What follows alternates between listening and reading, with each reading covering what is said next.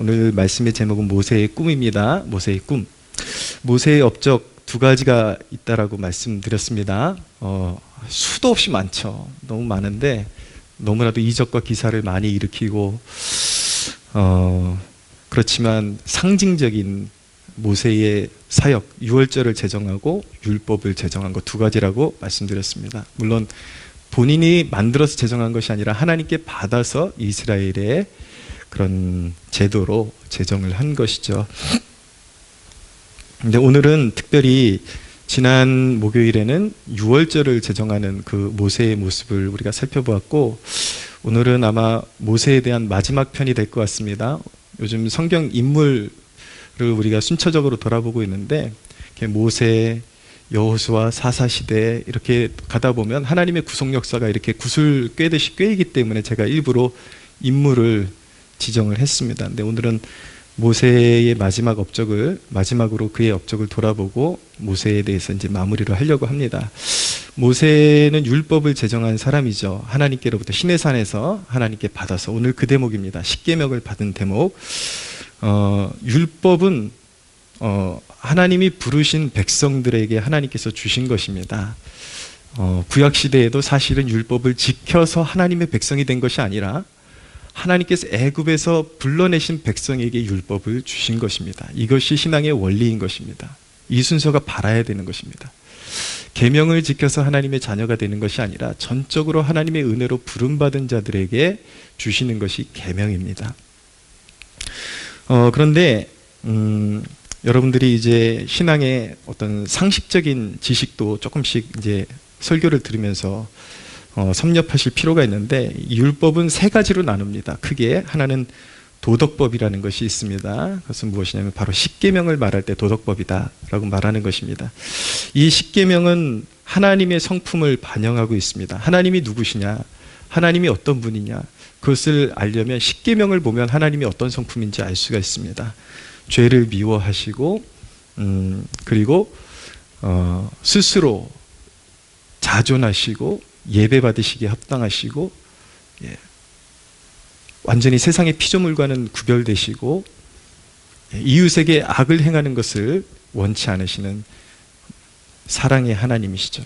그래서 종합적으로 너희 하나님이 어떤 하나님이냐 물어보면, 하나님의 성품은 모든 계명을 통틀어서 하나님이 어떤 분이냐라고 질문할 때에 하나님은 한마디로 함축하면은 거룩하신 분이십니다. 거룩하신 분이시다.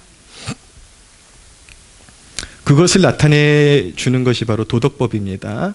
두 번째는 시민법이라는 것이 있습니다. 이스라엘 구약의 이스라엘 백성들은 이제 신정국가였죠. 그냥 국가 그 자체가, 민족 자체가 하나님을 섬기는 신정 국가였습니다. 종교의 자유 같은 것은 존재하지 않았습니다. 그래서 그런 하나님의 통치를 받는 신정국가 이스라엘 사회에 통용되는 법, 이스라엘 백성들이 하나님 나라의 시민으로서 지켜야 되는 것이 바로 시민법이었습니다.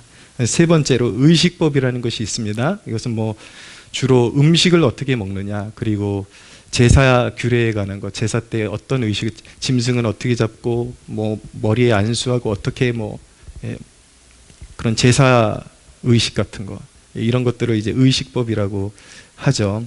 뭐 구약에 보면 뭐 손을 꼭 씻고 뭐 음식을 먹고 뭐 이런 규례들이 있지 않습니까? 이런 것들이 다 의식법이고 그렇습니다. 근데 이제 율법의 기능이 무엇인지를 알아야 되는데, 율법의 기능은 죄를 억제시키는 것이었습니다. 그러니까 하나님의 백성들이 사실은 하나님의 그 사랑 안에 온전히 거하면 이 율법의 제약이 필요하지 않았는데, 거기서도 이제 인간의 범죄가 드러나기 때문에 그 하나님 나라의 시민으로서 살아갈 때에 그 사회 속에서 죄를 억제시키기 위해서 하나님께서 주신 것이 율법입니다. 그리고 율법의 또 다른 기능은 죄를 깨닫게 하는 것이죠. 그래서 사실은 율법을 깨달으면 깨달을수록 자신이 의로운 것이 드러나는 것이 아니라 자신이 죄인됨을 깨닫게 되는 것입니다. 그래서 그렇게 하나님께서 율법을 통해서 죄를 깨닫게 하시는 이유는 자기 스스로 의로워질 수 없음을 깨닫고 이제 앞으로 오실 메시아를 대망하고 그를 통해서 이제 완전히 죄 씻음의 그런 역사를 경험할 수 있도록 그렇게 계속 이렇게 이제 죄를 깨달아서 그를 의식할 수, 앞으로, 그러니까 구약의 백성들의 입장에서 앞으로 오실 메시아를 계속 고대하고 그를 통해서, 그를 믿음으로 통해서 영적으로 자유케 된다라는 것을 깨닫게 하기 위해서 율법을 주신 것입니다.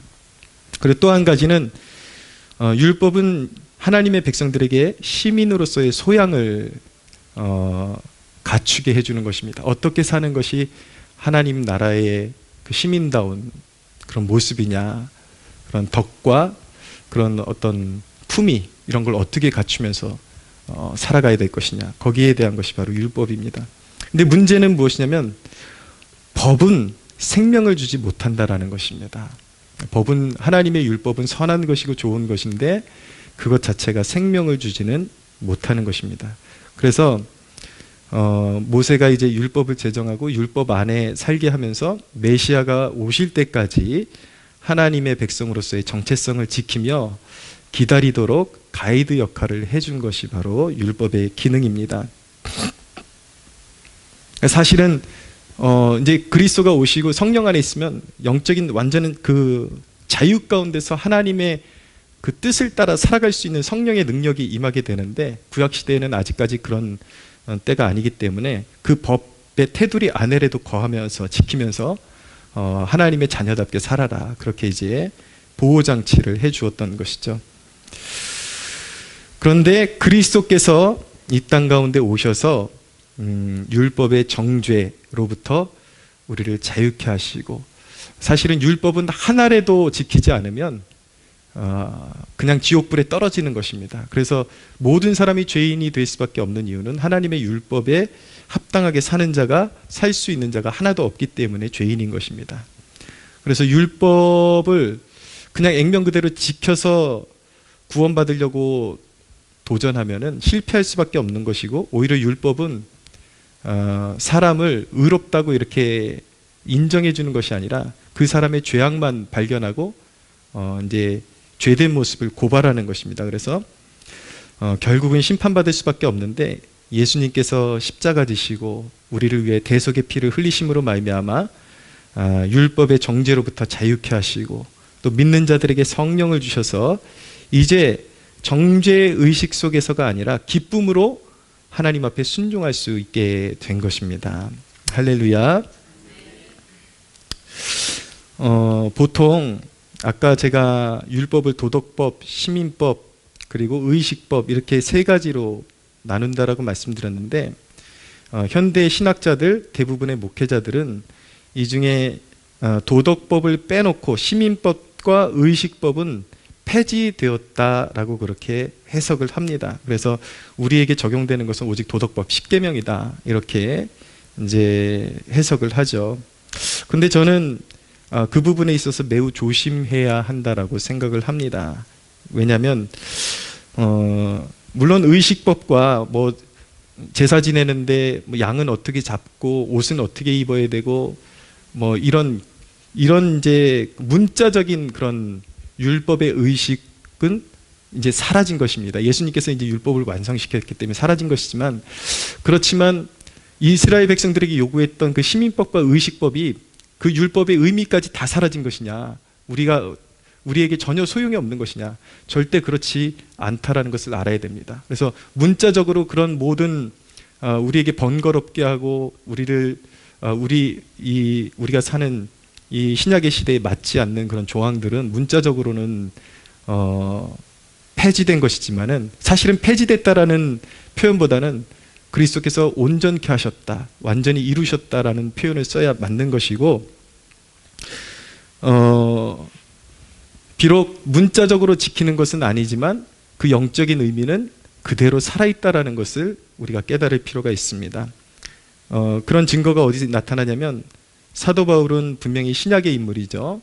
예수님 오시고 나서 예수님께 생명 바친 위대한 사도, 성경 13권을 성령의 감화로, 감동으로 쓴 인물이 사도 바울 아닙니까? 그런데 사도행전 23장에 보면은 바울이 예루살렘에서 이제 유대인들에게 붙잡혀가지고 신문을 받는 장면이 나오는데, 예수님 증거하다가 대제사장 아나니아가 이제 바울이 예수님을 증거하니까 듣기 싫다고 자기 수하들한테 시켜 그 입을 치라고 그렇게 명령을 내립니다. 그랬더니 바울이 갑자기 화가 확 나가지고 그 대제사장에게 회칠한 담이여, 네가 사람을 증거도 없이 그렇게 죄를 정하고 사람을 치느냐, 그렇게 이제 대들다가 옆에 있는 사람들이 네가 대제사장에게 그렇게 함부로 욕을 하느냐라고 말하니까 사도 바울이 어떻게 반응을 하냐면 사도행전 23장 5절에 보면 기록하였으되 그러면서 사도 바울이 구약의 율법의 말씀을 끌어옵니다. 그러면서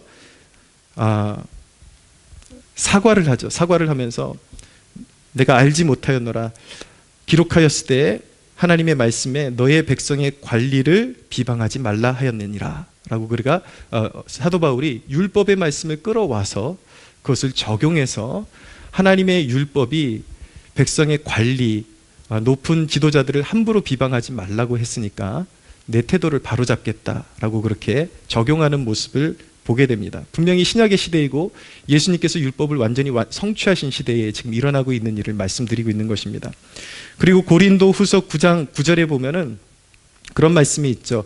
곡식을 밟아 떠는 소에게 망을 씌우지 말라라는 말씀을, 이게 신명기 25장 4절에 나타나는 시민법에 나타나는 말씀인데 사도 바울이 그대로 끌어오면서 서신서에다가 그대로, 서신서가 어떻게 쓰여진 것입니까? 바울이 그냥 지어서 쓴 것이 아니라 분명히 성령의 감동으로 된 성경 말씀이죠. 그 성경 말씀에, 신약의 성경 말씀에 신명기 25장 4절의 말씀을 그대로 적용하면서 이 곡식을 밟아 떠는 소에게 망을 씌우지 말라는 이 말씀이 오늘날 우리 성도에게 어떤 의미를 가지고 있는가? 바로 주의 일을 감당하는 사역자들의 입을 막아서는 안 돼, 굶겨서는 안 된다. 그러니까 그들이 영적으로 가르치면 주의 백성들이 육적인 것으로 영적인 사역을 감당하는 주의 종에게 물질적인 것을 채워줘서 생활할 수 있도록 그렇게 돕는 것이 마땅한 것이다 라는 것을 바로 신명기에 있는 율법의 말씀을 끌어와서 적용하고 있는 것입니다. 그러니까 신학적인 접근으로 섣부르게 접근해서 구약의 율법의 말씀이 모두 폐지되었다라고 말하면 그것은 조금 문제가 있는 것입니다. 물론 문자적으로, 의식적으로 그런 구약의 의식적인 것들은 폐지가 되었지만 율법의 그 내용들을 영적으로 지금도 해석되어지고 그 말씀이 그대로 적용되어지고 있다는 것을 우리가 깨달을 필요가 있는 것입니다. 그러니까 우리는 늘 우리가 성경 통독하는 이유가 무엇입니까? 성경 통독을 통해서 구약의 말씀은 그러면 이제 전혀 필요 없는 것이 아니잖아요. 율법의 말씀 하나하나, 심지어는 성막을 짓고 그리고 제사 드리는 그 제도 하나하나, 그 의식은 폐해졌지만 그 의식 속에 들어있는 영적인 상징성, 영적인 메시지, 영적인 적용점, 이런 것들은 그대로 우리에게 적용되어지고 하나님의 말씀으로서 우리에게 권위를 갖고 우리를 지도하는 말씀이라는 것을 우리는 믿고 따라야 하는 것입니다. 할렐루야. 그래서 이 율법의 말씀이 이제는 우리에게 필요 없는 말씀이 아니라, 자 보십시오. 우리 기독교 진영에서 동성애를 그토록 반대하는 이유도 무엇입니까? 십계명 그 자체에는 동성애에 대한 말씀이 나오지 않습니다. 그러나 이스라엘에 주어진 시민법 안에 너희들은 여자와 잠자리를 하듯이 그렇게 남자가 남자와 더불어 잠자리를 하지 말라. 이는 가증한 것이니라. 이런 일을 행하는 자는 하나님 앞에서 끊어질 것이다. 시민법을 가지고 오는 거잖아요. 그러니까 율법이 함부로 폐지되었다라고 말해서는 안 되는 것입니다. 안식일의 개념이 온전해졌죠. 그래서 주일 성수로 우리는 지키고 있는 것이고, 모든 것들이 더 온전해진 개념으로 우리가 지키고 있는 것이지 그것이 우리에게 영적으로 완전히 폐지되거나 완전히 끝난 것이 아니다 라는 것을 우리가 인식하고 하나님의 말씀을 거룩함으로 대할 수가 있어야 하는 것입니다. 그래서 모세의 업적이 무엇이냐면 그런 영적인 보화를 율법 속에 감추어 놓은 사람이다라는 것입니다.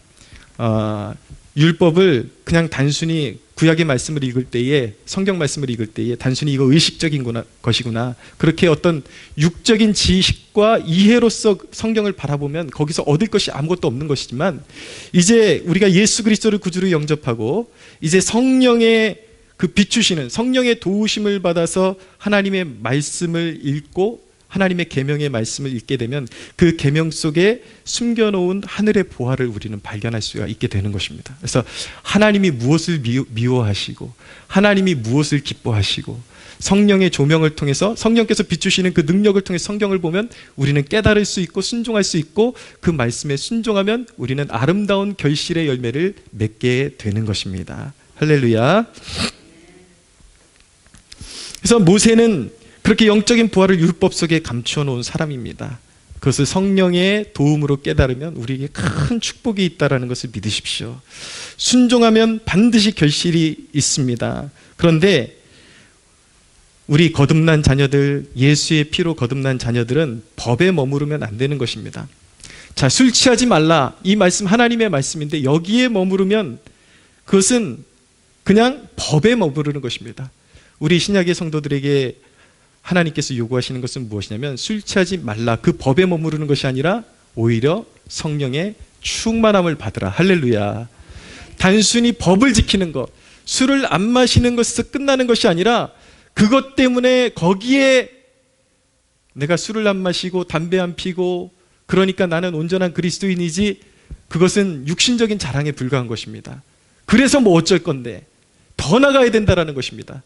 오늘날 신약시대를 살아가는 성령이 부어진 우리 시대를 살아가는 하나님의 백성들에게 요구되는 것은 하나님께서 요구하시는 법의 한계를 뛰어넘어서 하나님과 사랑의 관계로 들어가고 성령의 충만함을 받아서 정말 능력 있는 증인으로 살라는 것이 하나님의 요구임을 믿으시기를 바랍니다. 모세는 메시아가 오시기까지 하나님의 백성들을 언약 속에 살아가도록 자신을 송두리째 바친 사람이었습니다. 오늘 십계명을 본문으로 살펴보고 있는데 그 십계명을 두 돌판을 모세가 시내산에서 받아서 내려오는데 문제는 무엇이냐면 첫 번째 돌판을 받았을 때에 이스라엘 백성들이 송아지 우상숭배에 빠지고 말았다라는 것입니다. 그래서 모세는 분노하게 되었고 그 광경을 보다가 하나님께 받은 첫 돌판을 바닥에 던져서 깨뜨려 버렸습니다.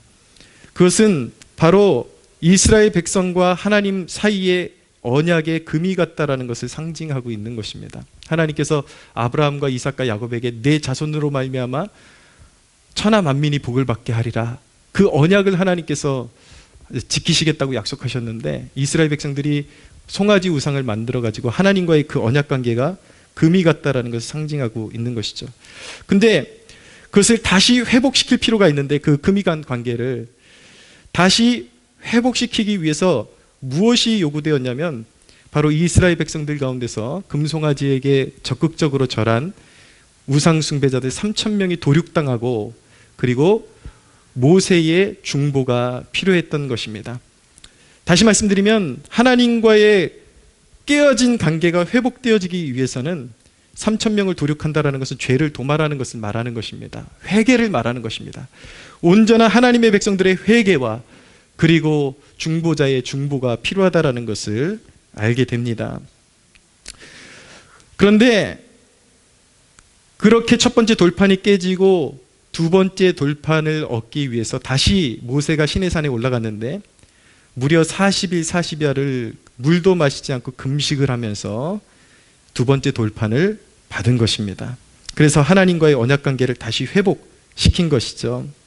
모세는 얼마나 영혼을 향해서 열정적인 사람이었냐면 자기가 범죄한 이스라엘 백성들을 대신하여 벌받기를 구하며 하나님께 그가 구한 것은 이스라엘 백성들을 용서하지 아니하시려면 차라리 나를 생명책에서 지워주옵소서라고 그렇게 자기가 차라리 희생당할지언정 자기가 벌받기를 구하면서 그렇게 생명을 바쳐서 40일 40야를 금식하면서 하나님과 깨어졌던 관계를 회복시켰던 사람이 바로 모세인 것입니다.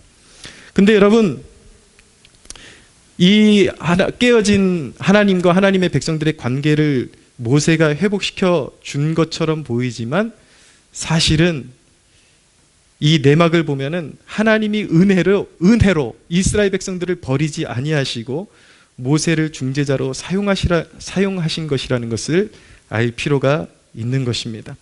하나님께서는 아브라함과 이삭과 야곱에게 하신 그 약속의 말씀, 그 언약을 기억하시고 이스라엘 백성들을 버리지 않고 회개의 기회까지 주신 것입니다. 할렐루야.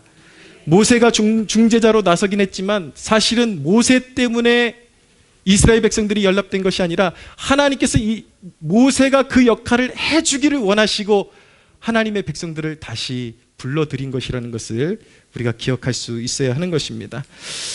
모세는요, 말씀드린 듯이 모세의 그런 행동이 의미가 있는 것은 무엇이냐면 모세가 바로 예수 그리스도의 그런 그림자적인 그런 사명자이기 때문에 그렇습니다. 예수님이 모세가 한 그 일을 보면은 바로 예수님께서 우리에게 해주신 일이 거기에 담겨 있다는 것을 기억해야 되는 것입니다. 예수님이 하신 일이 무엇입니까? 자신을 희생 제물로 주셔서 하나님과 원수되었던 우리를 하나님께로 이끌어서 화목해 하신 것입니다. 할렐루야. 근데 단순히 예수님께서 그냥 자의적으로 행하셔서 희생하셨기 때문에 하나님과 멀어졌던 우리가 다시 하나 되고 하나님의 자녀된 것이 아니라 사실은 영원히 버려질 수밖에 없는 우리를 위해서 하나님께서 하나님 그 자신이 우리를 구원하기로 결정하시고 은혜를 베푸시기로 결정하시고 그 아들을 보내주셔서 그 아들의 희생으로 말미암아 우리를 연락해 주신 것입니다. 할렐루야.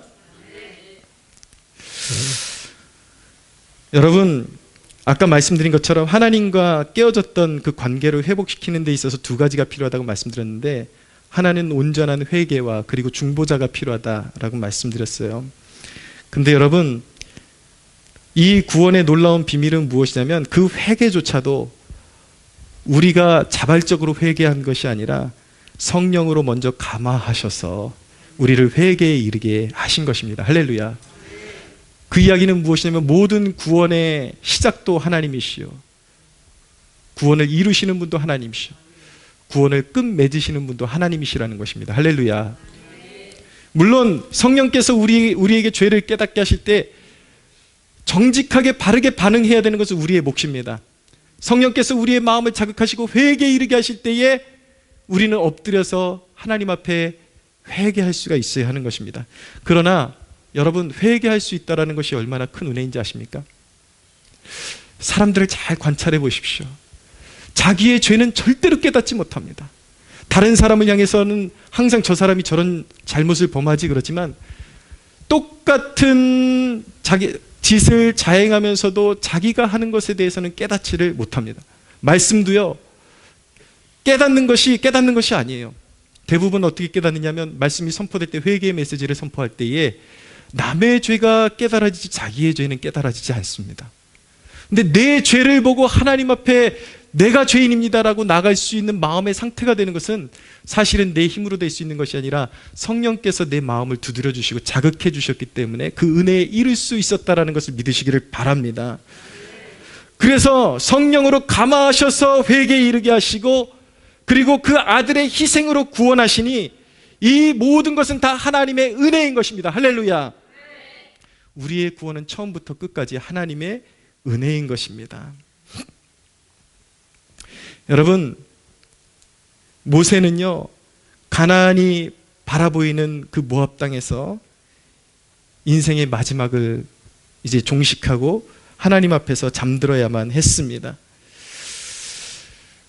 모세는 이제 사명을 이제 다하고 이제 하나님 앞에서 이제 그만해라, 이제 건너와라, 하나님께서 그렇게 말씀하셨을 때에 가나안 땅을 바라보면서 그의 마음이 어떻겠습니까?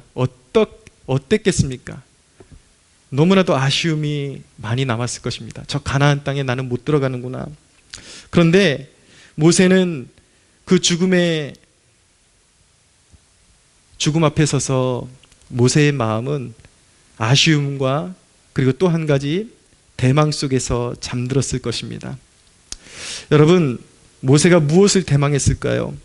본래 십계명은 이스라엘 백성들에게 주신 것이지만 모세는 잠들면서 그런 거룩한 비전을 가졌을 것입니다. 그리스도께서 장차 오실 때에 이제 모든 민족이 마음속에 그 십계명이 새겨질 것을 대망했을 것입니다. 여러분, 우리는 사도들과 선지자들이 쌓아놓은 믿음의 터 위에 서 있습니다. 우리의 사명은 무엇입니까? 바로 예수의 생명을 전하는 것입니다. 할렐루야. 모세가 그것을 바라보면서 잠든 것입니다. 예수 그리스도께서 이 땅에 오실 때에 그의 백성들로 말미암아 예수의 생명이 모든 민족과 열방으로 전파될 때에, 그럴 때에 하나님의 법이 이제는 이스라엘이라는 작은 땅덩어리에 갇힌 그런 법이 아니라 모든 민족과 모든 열방이 통용되는, 모든 민족이 십계명으로 돌아오고 그리스도를 섬기고 하나님의 백성으로 입적되는 그 비전을 바라보면서 잠들었을 것입니다. 할렐루야.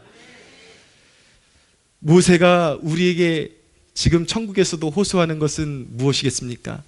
이 말씀의 제목이 모세의 꿈이라고 말씀드렸는데, 십계명을 제정한 모세의 꿈은 바로 우리 세대가 하나님의 그 계명을 마음에 품고 예수의 비전을 마음에 품고 선교의 생명을 거는 것이 바로 모세의 꿈인 것입니다. 할렐루야.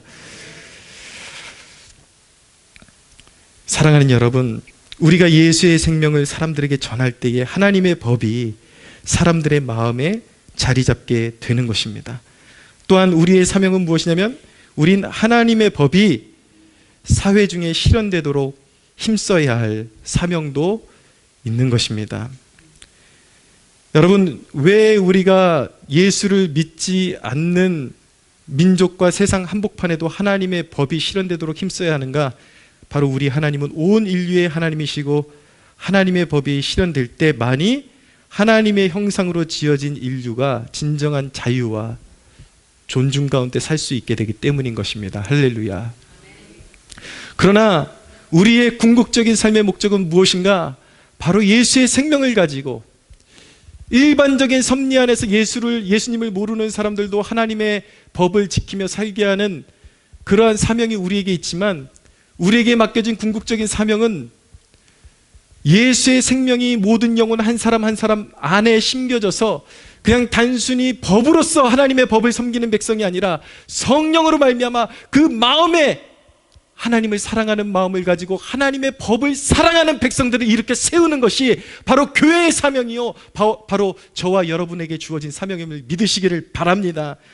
오늘 성령께서 이 자리에 우리에게 주시는 음성은 이것입니다. 가라, 구원하라, 하나님의 통치가 이르게 하라. 할렐루야. 오늘 기도할 때에 하나님의 성령이 우리에게 부어져서 하나님의 법이 없이 마치 영적인 어둠 가운데 짐승처럼 울부짖고 살아가는 인류에게 하나님의 법을 심어주는 그런 사명 감당할 수 있도록 우리에게 능력을 부어주옵소서. 할렐루야. 우리로 말미암아 예수의 생명이 모든 나라와 모든 족속 가운데 이름으로 말미암아 모든 백성들이 하나님을 경외함으로 그들의 마음 가운데 하나님의 법이 심겨져서 더 이상 영적으로 방황하거나 좌절하거나 쓰러지거나 심판받지 않고 온 땅 가운데 하나님의 영광스러운 하나님의 영광을 선포하는 백성들로 세워지게 하여 주옵소서. 할렐루야. 그렇게 우리를 사용하여 주옵소서. 그렇게 기도할 수 있는 밤이 되기를 주 예수의 이름으로 소원합니다. 우리 하나님께 영광의 박수 올려드리겠습니다.